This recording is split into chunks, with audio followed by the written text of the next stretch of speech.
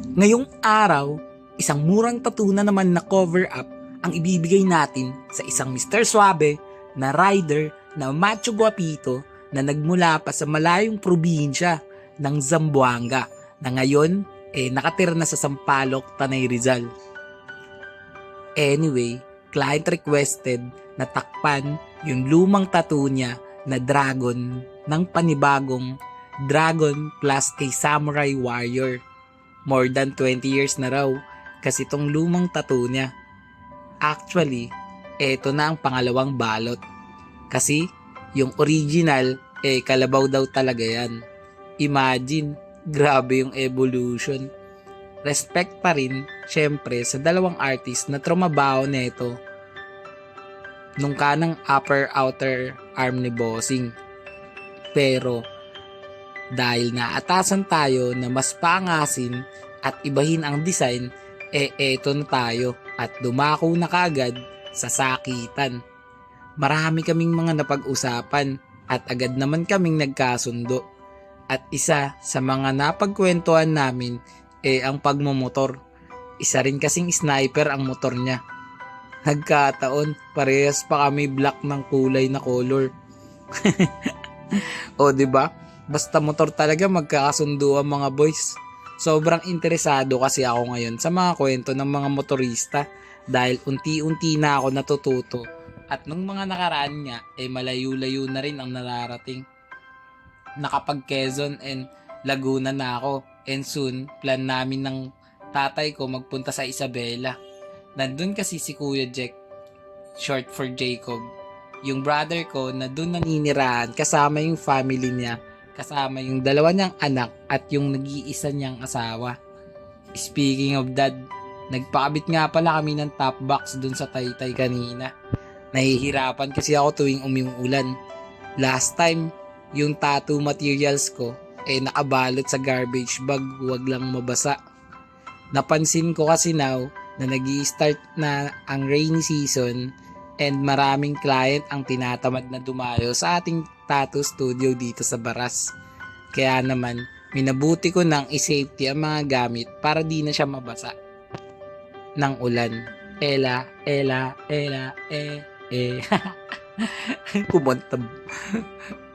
Lately, nag-i-invest na kasi ako ng upgrade sa tattoo equipments. Ito ay dahil na rin sa marami na ang mga nagtitiwala at patuloy na dumarami pa ang mga sumusubaybay sa journey ko as a 3 years amateur tattoo artist. Lalo na ngayon, I'm grateful and happy to share to you guys a new milestone on our career as a content creator. 200k followers na tayo sa Facebook, 64k sa TikTok, while 2.8 naman sa YouTube. Sa mga hindi pa nakasubscribe sa YouTube, baka naman, bigyan ko kayo ng magandang discount. Gusto nyo? Sige, tara!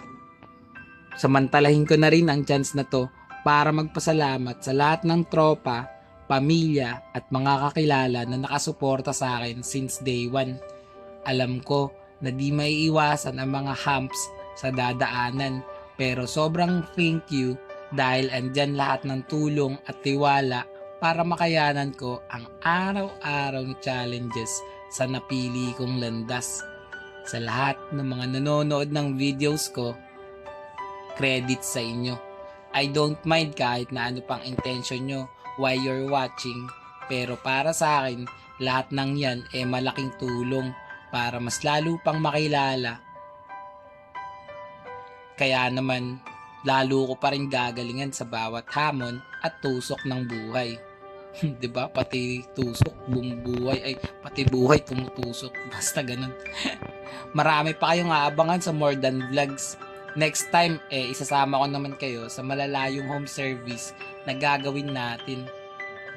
Wish ko kasi na madala at maibahagi ang aking talento sa iba't ibang sulok ng Pilipinas. Who knows, 'di ba? Kaya kung nasa malayo ka o nasaan mang lupalop, isipin mo, kayang-kaya kita puntahan, kaya huwag ka nang magdalawang change your mind pa.